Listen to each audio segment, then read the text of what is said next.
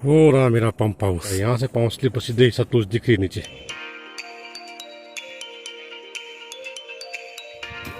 Welcome back to my new blog. कैसे हैं सारे बताइएगा ज़रूर।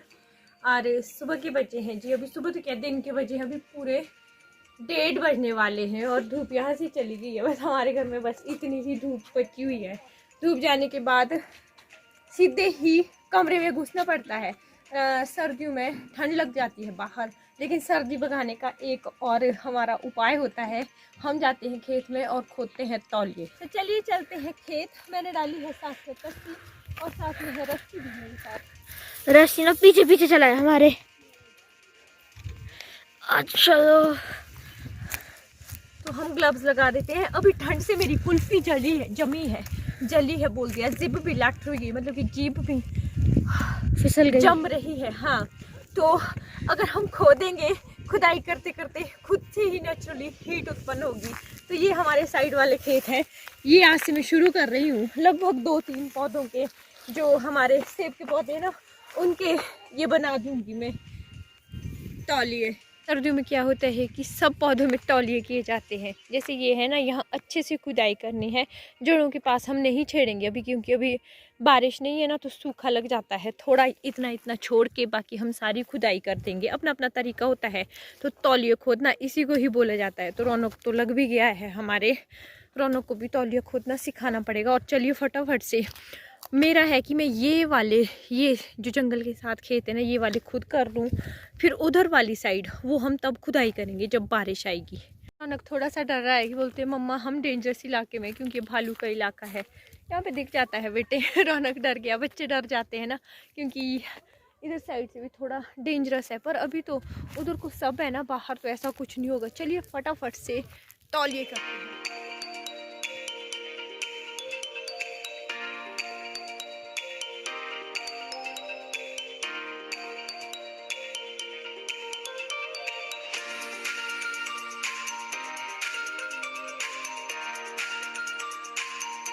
छटाई हो गई है। अब इसका बॉर्डर बनाते हैं इस तरह से।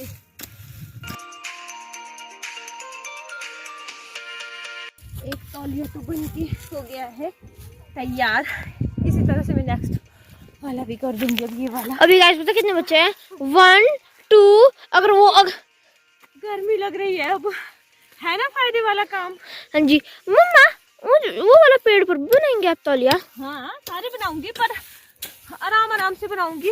जरूरी नहीं है कि एक ही दिन में मुझे सारे करने हैं। सबसे बड़ी दिक्कत सर्दी की ये है कि कपड़े बहुत धुलने को होते हैं, क्योंकि एक ही आदमी 7-7 8-8 कपड़े, वो भी मोटे वाले, पहन जाता है। और बड़ी बकेट एक आदमी के कपड़ों की ही होती है। कपड़े कभी कभी मशीन में धुलते हैं, जब पानी की थोड़ी सी प्रॉब्लम होती है तो हाथ से ही धोने पड़ते हैं। तीसरे दिन सब लोग ही कपड़े बदलते हैं। और उसके बाद यहाँ पे धूप में बैठे होते हैं ना, तो चेयर हर कहीं अल्टी पल्टी की होती है। थोड़ा सा इनको भी सीधे करके अभी ही रख देती हूँ और उसके बाद सीधे ही आती हूँ मैं रूम में, क्योंकि मैं खिड़कियाँ खुली रखती हूँ। हमारी धूप लगती है ना, तो धूप रूम में आने देती हूँ। बेड पर ही धूप आ जाती है तो थोड़े रूम फ्रेश हो जाते हैं।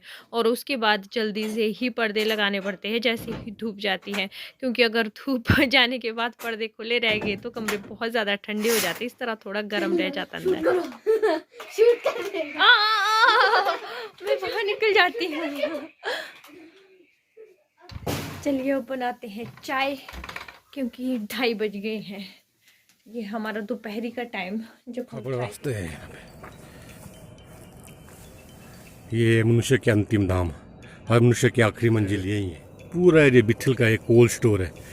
ब्यूटीफुल नज़ारा है, बहुत अच्छा नज़ारा है। पर ये जितना अच्छा नज़ारा है उतने घाटी हैं ये। थोड़ा सा पाँव फिसला नहीं, जो कितने बड़ा एक रॉक है। ये पूरा पहाड़ है ये सामने वाला। तो हम यहाँ चलते हुए जाते पीछे।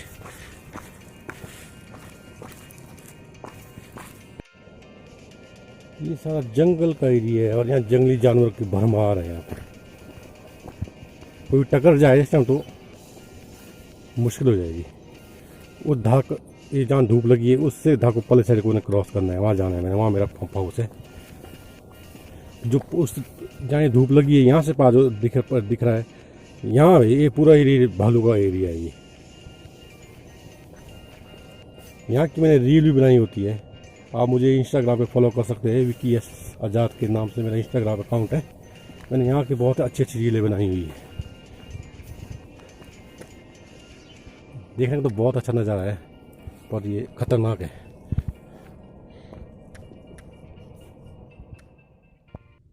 इस घाटी को क्रॉस करते हुए अब मैं इस साइड को आ गया हूँ, पहाड़ी की साइड को आ गया हूँ। ये मैंने बताया ये धूप लगी है। इस साइड का नज़ारा ऐसा है। रास्ता देखता हूँ, मुझे कहीं गिर गया तो मुश्किल हो जाएगी। ये रास्ता घास है ना, घास पक गई आजकल, और ये रास्ते में बिछ जाता है और इसके ऊपर पाँव लग जाता है तो पाँव फिसल जाता है और चोट लग जाती है। इसलिए रास्ता भी देखना पड़ता है। वीडियो हिल भी रही होगी ना बहुत, चलते चलते ना यहाँ पे हिल जाता है। ये जो पार धार है ना, ये वाली जहाँ पूरा ब्लैक दिख रहा है, ये वाली ये धार है, पूरी ऊपर तक जंगल ही जंगल, बीच बीच में घर है। तो लोगों ने खेत बनाया, खेत में गए होते हैं इस टाइम। तो देखो ये पूरा भालू का एरिया है, पर वो यहाँ से सारा पूरे भालू घूमते रहते हैं। ये देखो कैसा डेंजर रास्ता है, यहाँ से पाँव स्लिप सीधे सतलुज दिख रही नीचे। ये रास्ते है, ये वाला रास्ता जाता है। इसे कहते हैं आगे कुआं पीछे खाई। तो अगर इधर रास्ते में कभी जानवर आ जाए, भालू या जो भी हमारे रहते हैं जंगली जानवर, तो कहाँ दौड़ेंगे इन रास्तों में। देखिए पीछे सीधे ही ढांक। हो रहा मेरा पंप हाउस। यहाँ तो धूप आजकल बिल्कुल नहीं लग रही है। और देखो पार ये जंगल सारा, उस पार वाले जंगल में हम कई बार गए हुए हैं। वहाँ से पाइप गई हुई है ना, ट्रेसने के लिए हम कई बार गए। इसमें कम से कम 4-5 बंदे चाहिए जाने के लिए, अकेले तो हिम्मत नहीं पड़ती। कितना अच्छा लग रहा है ना, मेरे को बहुत अच्छा लगता है यहाँ पे।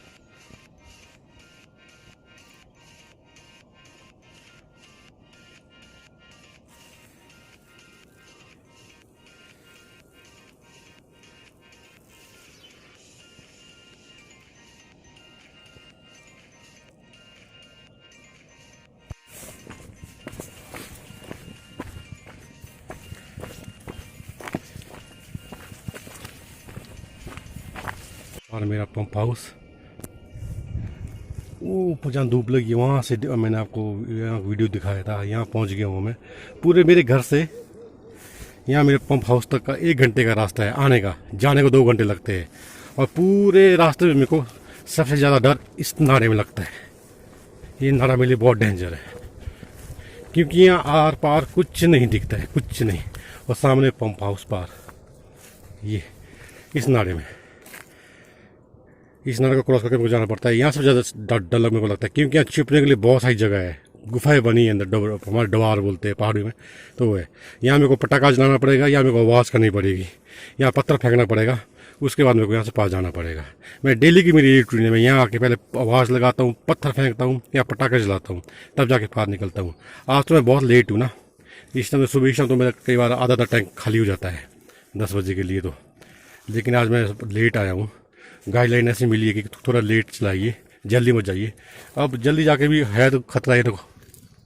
देखो ये सारा जंगली जानवर है, आराम से घूमते रहते हैं इसमें। इधर घास काटे है ना आजकल, झाड़ियाँ काटी हुई है आजकल, तब थोड़ा है। ये पूरा बंद होता है झाड़ियों से हुआ हुआ। ये सुबह के टाइम तो यहाँ पर डरावना होता है। इधर यहाँ छुपने के लिए गुफाएं बनी है। ऊपर देखो यहाँ पे, यहाँ ये, और यहाँ नीचे को ना बहुत पहले से यहाँ पे पूरे ऊपर कांडा गांव से लेके टोटल गांव के लिए यहाँ डेड बॉडी जाने के लिए लाते थे। यहाँ नीचे ये स्टोरेज टैंक। जय हो जल देवता। मैं आपके ऊपर चढ़ने जा रहा हूँ, मुझे माफ़ करें। मैंने पानी चेक करना है कि टैंक में पानी कितना है, इसलिए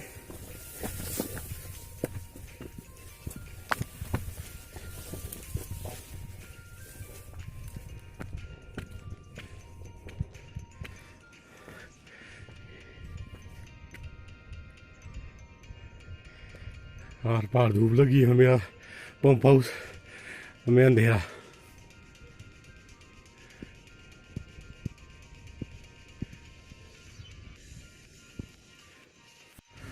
जो ये जंगल दिख रहा है ना, जो खेत दिख रहे ऊपर को, यहाँ पे वो भालू ने अटैक किया हुआ है। ये कहाँ से आ गए उन्हें अंदर? पिकड़ पीड़ू बोलते हैं हमारे बुलबुल। अभी भयानक आवाज आने वाली है। दो थे ये, एक निकल गया, वो बाहर निकल गया, एक यही अंदर बेचारा रह गया।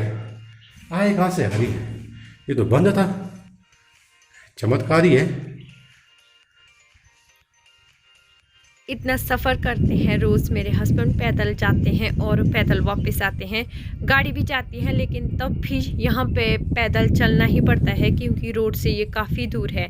तो देखिए इतना चलते हैं रोज़, आप लोग बताते हुए कि कैसे जाते हैं, कहाँ जाते हैं। पीली है, अब है हमारा जैकेट टाइम क्योंकि आग के पास ज़्यादा बैठते तो ज़्यादा ही ठंड लग जाती है।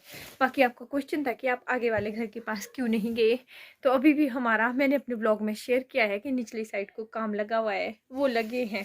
अगर हम नीचे जाएंगे तो दिन दिन में हमें ऊपर आना पड़ेगा और डैडी जी ने भी मना कर दी है।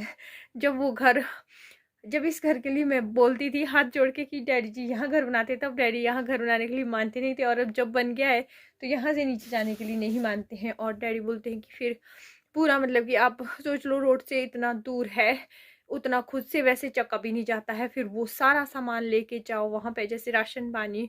और फिर देखिए रौनक के पापा भी ज़्यादातर वो गाड़ी में ही जाते हैं, गाड़ी ले जाते हैं अपने साथ, क्योंकि वहाँ पे रोड दूर है तो चलना तो वहाँ से पड़ता ही है। बाकी जो मैंने पिछला वीडियो में बताया था कि मैं उनका रास्ता दिखाऊंगी आपको, थोड़ा बहुत तो उन्होंने शूट किया है। बाकी भालू ने जिन पे आक्रमण किया था वो अभी ठीक हैं, बाकी इलाज चला है उनका, हो कि वो भी ठीक ही रहें। और भी पहाड़ों में पोष का महीना है, दिन बहुत छोटे छोटे होते हैं, ज़्यादातर काम कुछ होता नहीं है, तो थोड़ा सा अपने आप को फ्रेश रखने के लिए बस ऐसे ऐसे काम किए जाते हैं। बाकी नीचे थोड़ा सा डैडी बोल रहे हैं कि उतने में पता क्या होगा, पहले जितने में हमने, डैडी ने ही बोला कि हम नीचे चले जाएंगे, और नीचे बोलते हैं कि अभी राजमा वगैरह का सीज़न है, वो निकल जाए सारी तो नीचे चले जाएंगे।